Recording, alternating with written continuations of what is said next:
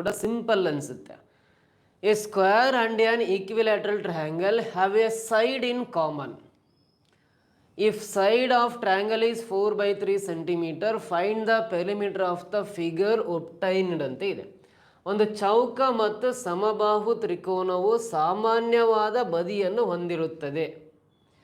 ತ್ರಿಕೋನದ ಬದಿಯು 4/3 ಸೆಂಟಿಮೀಟರ್ ಉದ್ದವಾಗಿದ್ದರೆ ಪಡೆದ ಆಕೃತಿಯ ಪರಿಧಿಯನ್ನು ಕಂಡುಹಿಡಿಯಿರಿ. ಈ ಪರಿಧಿಗೆ ಇನ್ನೊಂದು ಹೆಸರು ಸುತ್ತಳತೆ ಅಂತಲೂ ಕರೀತಾರೆ. ಪೆರಿಮೀಟರ್ ಅಂತ ಇಂಗ್ಲೀಷಲ್ಲಿ ಹೇಳ್ತಾರೆ, ಕನ್ನಡದಲ್ಲಿ ಸುತ್ತಳತೆಯನ್ನು ಕಂಡುಹಿಡಿಯಿರಿ ಅಂತ ಕೇಳಿದಂಗೆ. ಹಾಗಾದ್ರೆ ಈ ಪ್ರಶ್ನೆ ಅರ್ಥ ಆಗಿದೆ ಅಂದರೆ, ಒಂದು ಚೌಕ ಸ್ಕ್ವೇರು ಮತ್ತು ಈಕ್ವಿಲ್ಯಾಟ್ರಲ್ ಟ್ರಯಾಂಗಲ್ ಸಮಬಾಹು ತ್ರಿಭುಜಕ್ಕೆ ಯಾವ್ಯಾವ ಕಾಮನ್ ಸೈಡ್ ಅಂತ ಕೊಟ್ಟಿದ್ದಾನೆ, ಸಾಮಾನ್ಯವಾದ ಬದಿ ಹೊಂದಿರುತ್ತವೆ. ಒಂದು ಚೌಕ ಮತ್ತು ಸಮಬಾಹು ತ್ರಿಭುಜ ಎರಡಕ್ಕೂ ಒಂದು ಸೈಡ್ ಕಾಮನ್ ಆಗಿರುತ್ತೆ ಅಂತ.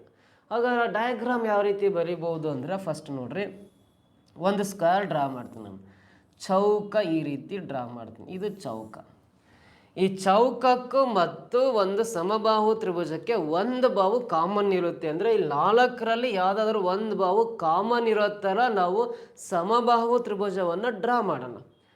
ಅಂದರೆ ಆ ತ್ರಿಭುಜಕ್ಕೂ ಅದೇ ಬಾಹು ಇರಬೇಕು, ಚೌಕಕ್ಕೂ ಒಂದು ಬಾಹು ಅದೇ ಇರಬೇಕು, ಒಂದು ಬಾಹು ಸಾಮಾನ್ಯವಾಗಿರ್ಬೇಕು, ಕಾಮನ್ ಇರಬೇಕು ಅಂತೇಳಿ ಯಾವುದಾದ್ರು ಮೇಲಿಂದಕ್ಕೆ ಬಂದುಬಿಡೋಣ. ಇದಕ್ಕೆ ನಾನು ಸಮಬಾಹು ತ್ರಿಭುಜವನ್ನು ಅಟ್ಯಾಚ್ ಮಾಡ್ತಾ ಇದ್ದೀನಿ. ಅಂದರೆ ಈ ಬಾಹುವಿನ ಅಳತೆ, ಇದರ ಅಳತೆ, ಇದರ ಅಳತೆ, ಈ 3 ಬಾಹುಗಳ ಅಳತೆಗಳು ಸಮವಾಗಿದ್ದರೆ ಇದನ್ನು ಸಮಬಾಹು ತ್ರಿಭುಜ. All 3 sides of a triangle are equal, then it is said to be a equilateral triangle ಅಂತ ಕರಿತೀವಿ. ಸಮಬಾಹು ತ್ರಿಭುಜ ಅಂದರೆ ಆಲ್ ಸೈಡ್ಸ್ ಆರ್ ಈಕ್ವಲ್ ಇರಬೇಕು, ಅದೇ ಈಕ್ವಿಲ್ಯಾಟ್ರಲ್ ಟ್ರಯಾಂಗಲ್ ಸಮಬಾಹು ತ್ರಿಭುಜ. ಹಾಗಾದರೆ ಇಲ್ಲಿ ಕೊಟ್ಟರೆ ಇನ್ಫಾರ್ಮೇಷನ್ ಪ್ರಕಾರ ಅದು ಡಯಾಗ್ರಾಮ್ ಈ ರೀತಿ ಆಯಿತು. ತ್ರಿಕೋನದ ಬದಿಯು 4/3 ಸೆಂಟಿಮೀಟರ್ ಅಂದರೆ ಈ ತ್ರಿಕೋನದ ಒಂದು ಸೈಡು 4/3 ಸೆಂಟಿಮೀಟರ್ ಇದೆ ಅಂದರೆ ಸಮಬಾಹು ತ್ರಿಭುಜ ಆಗಿರೋದ್ರಿಂದ ಇನ್ನೊಂದು ಸೈಡು ಕೂಡ 4/3 ಸೆಂಟಿಮೀಟರ್ ಆಗಿರುತ್ತೆ. ಆಮೇಲೆ ಈ ಸಮಬಾಹು ತ್ರಿಭುಜ ಅಂದರೆ ಇದು 4/3 ಸೆಂಟಿಮೀಟ್ರ್, ಇದು 4/3 ಸೆಂಟಿಮೀಟ್ರ್, ಇದು 4/3 ಸೆಂಟಿಮೀಟ್ರ್, ಇದು ಕೂಡ 4/3 ಸೆಂಟಿಮೀಟ್ರ್ ಇದೆ. ಅಂದರೆ ಈ ಚೌಕದ ಎಲ್ಲ ಬಾಹುಗಳ ಅಳತೆ ಸಮವಾಗಿರೋದ್ರಿಂದ ಈ ಸೈಡು 4/3 ಇರುತ್ತೆ, ಈ ಸೈಡು ಅಳತೆ ಮಾಡಿದ್ರೆ 4/3 ಸೆಂಟಿಮೀಟ್ರ್ ಇರುತ್ತೆ, ಈ ಭಾಗವನ್ನು ಅಳತೆ ಮಾಡಿದಾಗ ಅಷ್ಟೇ ಇರುತ್ತೆ, 4/3 ಸೆಂಟಿಮೀಟ್ರ್ ಇರುತ್ತೆ.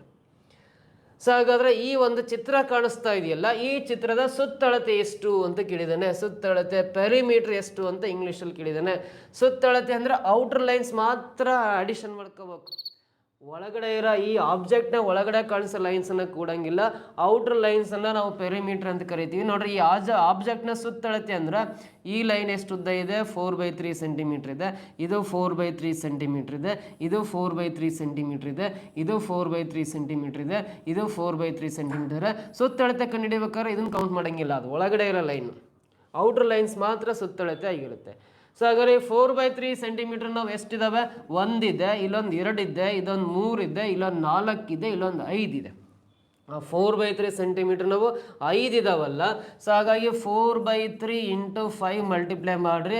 4×5 20 ಡಿವೈಡ್ ಬೈ ಕೆಳಗಡೆ 3 ಇದೆಯಲ್ಲ, 20/3 ಸೆಂಟಿಮೀಟರ್ ಅನ್ನೋದು ಸುತ್ತಳತೆ ಆಗಿರುತ್ತೆ. ಪೆರಿಮೀಟರ್ ಆಫ್ ಎ ಆಬ್ಜೆಕ್ಟ್ ಅಂದರೆ 20/3 ಸೆಂಟಿಮೀಟರ್ ಆಗಿರುತ್ತೆ. ಬಟ್ ಆಪ್ಷನಲ್ಲಿ 20/3 ಕಾಣಿಸ್ತಾ ಇಲ್ಲ ಅಂದರೆ ಇದು ರಾಂಗ್ ಅಂತ ಅನ್ಕೊಬೇಡ್ರಿ. ಇದು ವಿಷಮ ಭಿನ್ನರಾಶಿಯಲ್ಲಿರೋದ ಮಿಶ್ರ ಭಿನ್ನರಾಶಿ ಕನ್ವರ್ಟ್ ಮಾಡಿದ್ರೆ 3 ಎಷ್ಟಲೇ 20 ಅಂದರೆ 3 6 20 ಕ್ಯಾನ್ಸಲ್ ಆಗಿ 3 6 18 ಕ್ಯಾನ್ಸಲ್ ಆಗಿ ಶೇಷ 2 ಉಳಿಯುತ್ತೆ. ಕೆಳಗಡೆ 3 ಬರ್ಕೊಳ್ರಿ. 6 × 2/3 ಸೆಂಟಿಮೀಟರ್ ಅನ್ನೋದು ಸುತ್ತಳತೆ ಆಗಿರುತ್ತೆ. ಅಥವಾ ನಿಮಗೆ ಡೈರೆಕ್ಟಾಗಿ ಗೊತ್ತಾಗಿಲ್ಲ ಅಂದರೆ 3ರಿಂದ 20ನ್ನು ಡಿವೈಡ್ ಮಾಡಿರಿ. 3 6 18 ಶೇಷ 2 ಉಳಿಯುತ್ತೆ. ಫಸ್ಟ್ ಈ ಭಾಗಲಬ್ಧ 6 ಬರ್ಕೋಬೇಕು, ಅದನ್ನ ಬರ್ತೀನಿ. ಶೇಷ 2ನ್ನ ಮೇಲೆ ಬರ್ಕೊಂಡು ಈ ಡಿವೈಸರ್ ಅಂದರೆ ಭಾಜಕ 3ನ್ನು ಕೆಳಗೆ ಬರ್ಕೊಂಡ್ರೆ 6 3ನೇ 2 ಸೆಂಟಿಮೀಟರ್ ಆಗಿರುತ್ತಲ್ಲ, ಇದು ಈ ಕೊಟ್ಟಿರೋ ಆಬ್ಜೆಕ್ಟ್ನ ಸುತ್ತಳತೆ ಆಗಿರುತ್ತೆ. ಸುತ್ತಳತೆ ಪೆರಿಮೀಟ್ರ್ 6 × 2/3 ಸೆಂಟಿಮೀಟರ್ ಅಂತ ಹೇಳ್ತೀವಿ. ಇದು ಆಪ್ಷನ್ ಫಸ್ಟ್ ಒನ್ನಲ್ಲಿ ಇದೆ ನೋಡ್ರಿ, this is the right answer ಅಂತ ಹೇಳ್ಬೋದು. ಕ್ಲಿಯರ್ ಆ ಫಸ್ಟ್ ಕ್ವಶನ್ಗೆ ಆನ್ಸರ್ ಯಾವ ರೀತಿ ಬಂತು ಅಂತ.